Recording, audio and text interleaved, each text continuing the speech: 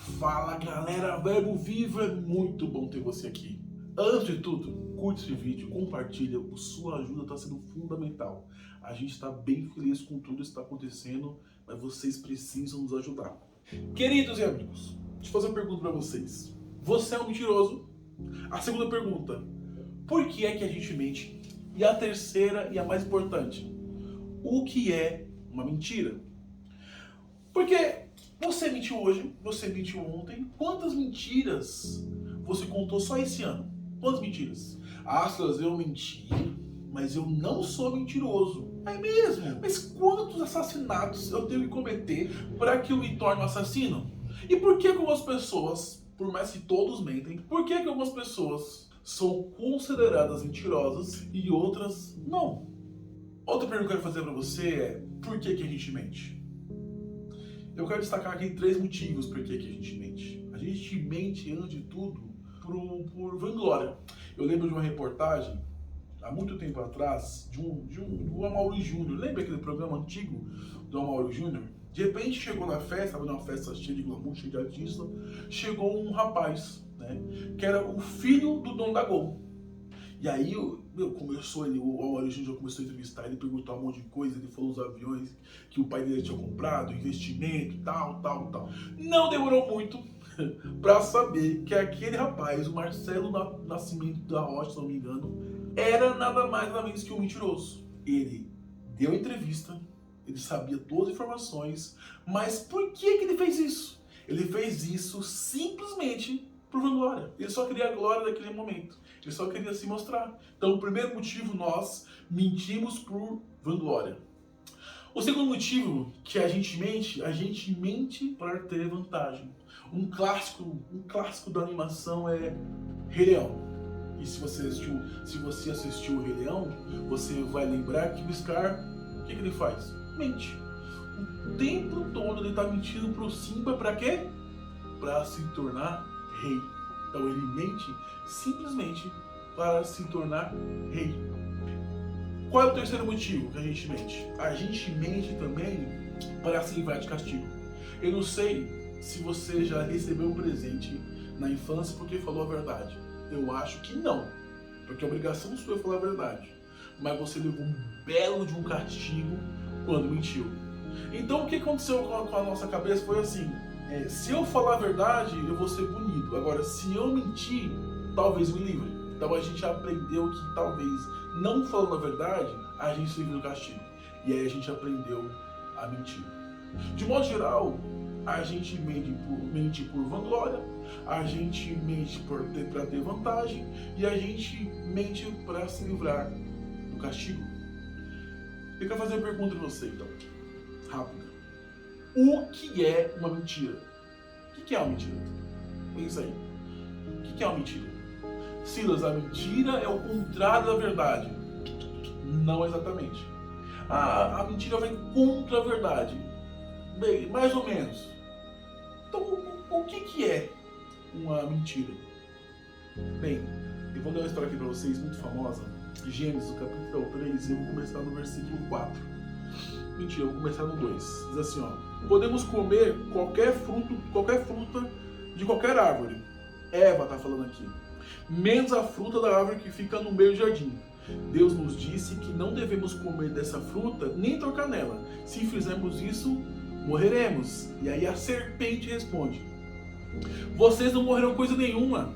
Deus disse isso porque sabe que quando vocês comerem a fruta dessa árvore, os seus olhos se abrirão e vocês serão como Deus, conhecendo o bem e o mal. A pergunta é: a serpente mentiu? Não. Eles morreram? Não. Ah, morreram espiritualmente. Ok. Eles conheceram o bem e o mal, sim ou não? Sim. Eles não tinham essa visão binária. E eles começaram a ter. Então, Silas, o que é a mentira?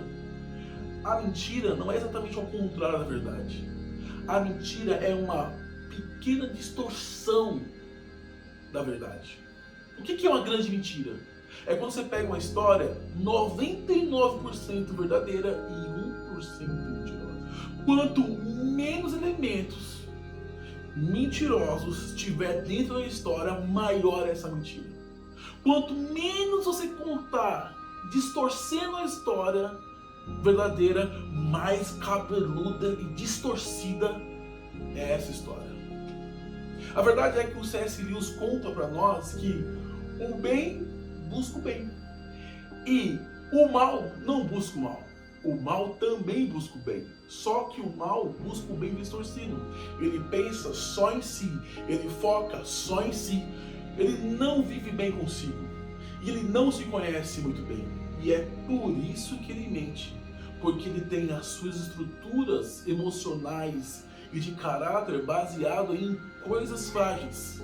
E como ele é frágil, ele não tem coragem de se revelar. E aí, como ele não tem coragem de se revelar, ele vai mentindo. Só que qual é a diferença entre a verdade e a mentira? É que a verdade existe em si. A verdade existe em si. Se você contar uma história verdadeira hoje, daqui a 10 anos a história vai ser do mesmo jeito. Por quê? Porque ela existe em si.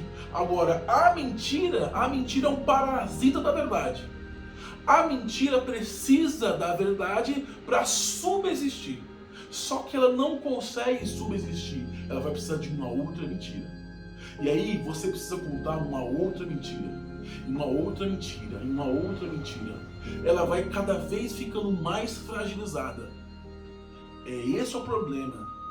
Ela é um parasita da verdade. A verdade existe. A mentira subsiste e ela vai definhando aos poucos. Essa é a grande verdade. E qual é o grande problema de você ser um mentiroso?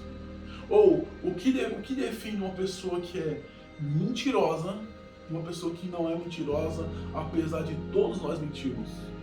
É que uma pessoa mentirosa, ela está endemonificada. Eu não falei endemoniada. Porque uma pessoa endemoniada é um grau inferior. Existem pessoas que são pessoas endemoniadas e existem pessoas que são endemonificadas. O que eu quero dizer com isso? Primeiro eu quero ler o que Jesus falou para nós aqui, que é uma coisa bem importante. Olha só. Jesus disse em João 44, assim, ó: vocês são filhos do diabo e querem fazer com o que o pai de vocês quer. Desde a criação do mundo ele foi assassino e nunca esteve ao lado da verdade, porque nele não existe verdade. Quando o diabo mente, está apenas fazendo o que ele costume, pois é mentiroso e é o pai de todas as mentiras. Quando você mente, você está endemonificado. Silas, o que você está querendo dizer? Pensa só. Pensa que o Flávio tem uma filha, Esther. Ela tem 6 anos. E vamos supor que ela saiu correndo, bateu no vaso e quebrou o vaso, que está na sala. E aí o Flávio chega e pergunta: Esther, quem quebrou o vaso? Ele assim: não fui eu. Veja, isso é 100% mentira. Então, é uma mentira frágil. É quase uma verdade. Quando o Flávio pergunta para Esther: Esther, quem quebrou o vaso? Ela assim: não fui eu. O Flávio saca na hora que é ela. Agora, o que é uma mentira? O que é esse ser endemonificado? Esse ser endemonificado, não endemoniado, mas endemonificado, é o cara que assume para si um estilo mentiroso de vida. Você tá entendendo? É você que é casado, mas está traindo a esposa. Você tá casado, você tem uma esposa lá com você tem uma esposa, só que você vive uma vida dupla. A sua esposa não sabe. Por que você faz isso? Porque você quer usufruir do que a sua amante tá te oferecendo. Só que ao mesmo tempo você não quer abrir mão do seu casamento. E o que é isso? Pensa só, você é um endemonificado, porque você está possuindo um corpo que não é seu. Você está possuindo um corpo que não é seu. Quer dizer que você possui o corpo da sua amante, usufrui da sua amante, mas você não está sendo sincero com a sua esposa. Então você também possui um outro corpo, ao seu bel prazer. A verdade é que você ama as coisas, ama a si mesmo e usa as pessoas.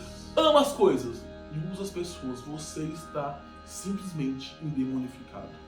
A verdade é que você até pode mentir de maneira subjetiva, mas a sua intenção quando você mente é totalmente objetiva. Nós mentimos porque a gente é egoísta. A gente mente porque a gente quer tudo para si.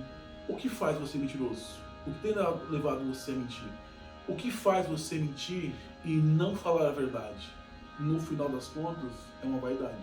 No final das contas, você quer que o mundo se dobre a você mesmo. Você usufrui de vanglória? Você usar pessoas, tirar vantagem? Ou você foge do castigo? Saiba que você não é nada mais, nada menos do que um pequeno demônio.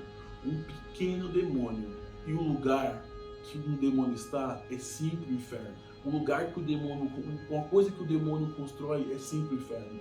Se você traz sua esposa, logo logo vai vir o inferno.